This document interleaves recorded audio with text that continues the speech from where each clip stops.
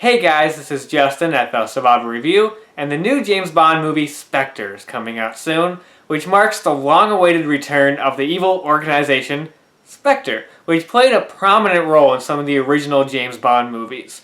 So I'm going to take a look back at all the James Bond movies that involved Spectre. I'm going to be talking about 2 movies per video and 8 movies in total. Today I'm going to be talking about the first 2 James Bond movies, Dr. No and From Russial With Love. So let's begin with the Bond movie that started it all, Dr. No. The movie begins with a British secret agent and his secretary being murdered. Then James Bond gets sent on a mission to Jamaica to investigate who murdered these people and why they did it. There he works with CIA agent Felix Leiter, and they stumble upon this mysterious Dr. No. Dr. No has been disrupting American rocket launches and is out for world domination, and James Bond, of course, has to stop him. So for the most part, this is a very solid movie. Yeah, it has its flaws, and it's far from perfect, and far from one of the best Bond movies. It's still one of the stronger movies of the series. What's really interesting about this one is the small scale. This is not a giant movie as the series would become. It's very scaled back. You could tell it's a lot cheaper than the series would become, and just in general, this has a cheap feel to it at times.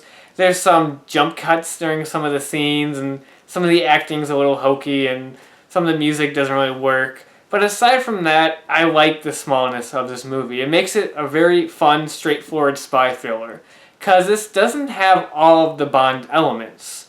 It has most of it. It kind of lays the groundwork, and then it gets built upon as the series progresses. This one kind of starts setting up some things. It doesn't have a pre-credit sequence.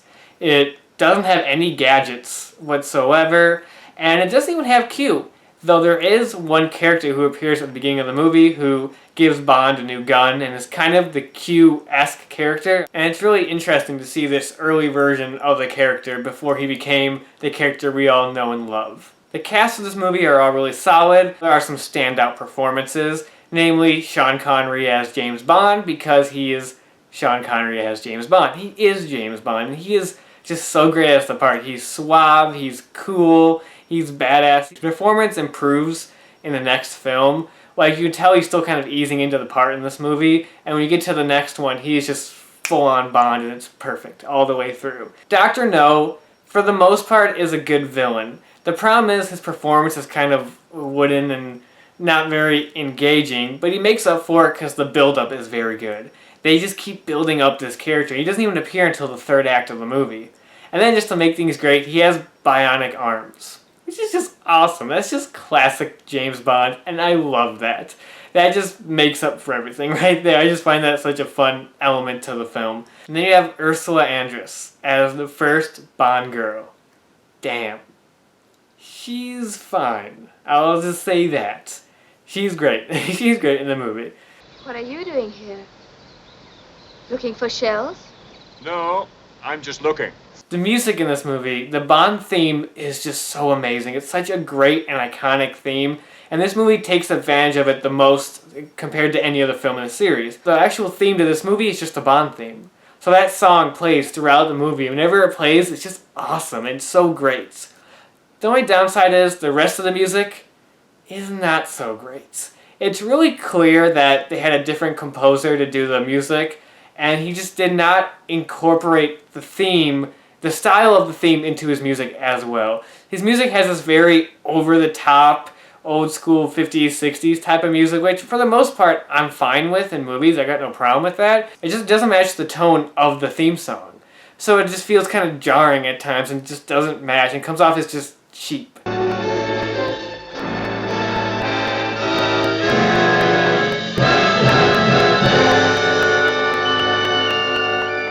There are some key standout sequences, though, in this movie that are some very memorable scenes.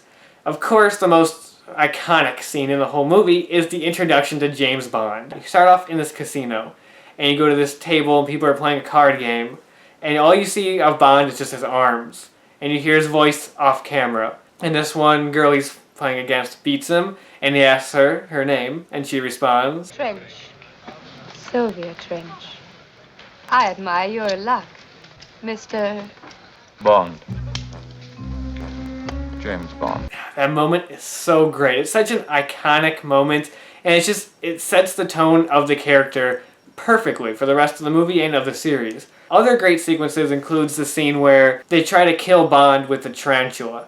It's very well done and very suspenseful, especially the shot where the tarantula is crawling up a Sean Connery's arm. It's a very well done scene. I really like that scene. And then the scene where Bond finds out this professor is actually secretly working for Dr. No, and he just coldly kills him and shoots him multiple times after he's dead. It's a very dark and cold scene. I like it. How does this movie tie into the Spectre organization?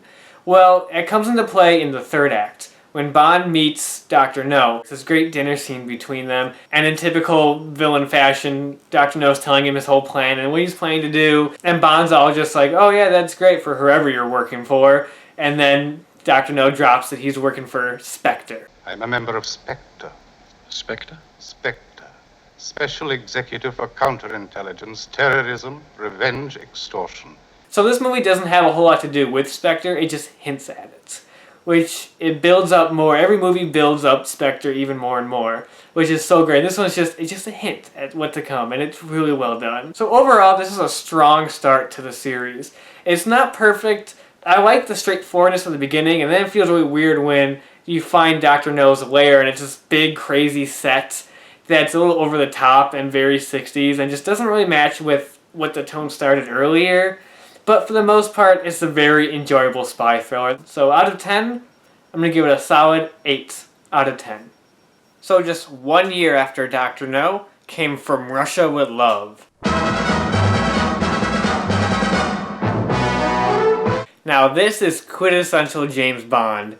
Easily one of the best movies and definitely one of my favorites. A perfect Cold War thriller. For the plot of the film, James Bond is sent on a mission to Istanbul to acquire a Russian cipher machine known as the Lecter from a defecting Russian agent. However, this is all a ploy by Spectre to get revenge for his murder of Dr. No. Everything is amped up from Dr. No to this one. From the locations, from the sets, to the scale, to the characters. Everything is bigger and better than Dr. No. The plot in this one is a lot more interesting. There's a lot more moving around. The villains are greater. Whereas Dr. No was just a fun little villain, this is where classic James Bond villains come in. You have Rosa Klebb, who's number 3 for Spectre, who's this great female villain who at the end has the classic poison knife in her shoe, which is just iconic spy movie gadgets, which is just great. And the best villain in this movie easily is the assassin Red Grant. My orders are to kill you and deliver the Lecter. How I do it's my business. Played by Robert Shaw, who was Quint in Jaws, who's just phenomenal in the movie. He's this cold, calculated assassin who's just badass and just intimidating and just so great. And there's a great moment in the movie where he poses as the secret agent that Bond is supposed to meet up with. And he just plays it all friendly and nice. Well, enjoy your dinner, old man. I think I've got the answer to our problems. And then right as he reveals that he's the villain, boom, he snaps back to being cold and just dead serious. And he's great. There's a great fight scene between him and Bond down the train. That's just awesome. And of course, with villains, you have to mention the introduction to the greatest Bond villain, Blofeld. In this movie, you just see his arms petting a cat, and that builds for 2 more movies until we finally see who he is, and this is just the introduction. Whereas Dr. No just hinted at Spectre, this one shows it, but still hints at the greatest part of it, which is Blofeld. And I love that. I love the slow build-up of this organization and slow reveal of it. This is the first time you get to see the people working for Spectre and you see them reporting to Blofeld. There's a lot of great scenes with that. It's just awesome. Our rules are very simple. If you fail... Whereas Dr. No had some memorable scenes, this is the first Bond movie to have memorable action scenes. A lot of the action and set pieces in this movie are very memorable, including the helicopter chase, the shootout at the gypsy camp, and the fight scene between Bond and Red Grant on the train, which is a great sequence. And all the supporting characters are very memorable, including the Bond girl, Tatiana, who is very sexy and also just an interesting character because he goes through changes throughout the film. And even Bond's sidekick during the movie, Karen Bay, who's just a lot of fun to watch. He's a very just fun character. Connery in this movie is at his peak. Like, this is him more relaxed and more confident in the role, and he's just nails it. He's just awesome, and just shows that he is clearly the best James Bond. This is Bond slowly transforming into the formula we all know and love. Now you have a pre-credit scene. Now you have Q appearing, which is a really fun scene because it's played really straight, and Q and Bond seem to be friends. You got it? Yes, I think so. Is that all, sir? Compared to the way they progress in the series where Q becomes like a father figure and is always angry at Bond. So it's really fun to see them just pretty chill with each other. But there's no over-the-top gadgets. You have the briefcase that has a secret compartment for a knife and has a smoke bomb that goes off. But aside from that, it's very scaled back. This is just an awesome Cold War thriller. And that's what makes it work. And that's why I actually think I like this more than Goldfinger. Because Goldfinger, again, is great. But that's where you start to see some of the silliness. You got the car with the ejector seats. And that's where some of the silliness of Bond starts to come out. This is still straightforward Bond thriller. And I love that. I just have a blast with this movie.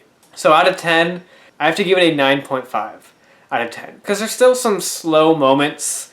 Again, some of these early Bond films, the pacing is always, to me at least, off a little bit. Whereas this movie's only like 115 minutes, but it feels like it's over 2 hours. Because a lot happens and a lot gets explained, and it's a bit slower paced compared to movies today. So those are the first two Bond movies to involve Spectre, and they happen to be the first two James Bond movies ever. And after this came Goldfinger, which again perfected the formula, and basically after that became the standard for James Bond. But I won't be talking about that next time, and next time I'll be talking about Thunderball and You Only Live Twice. But until then, I'll talk to you guys later.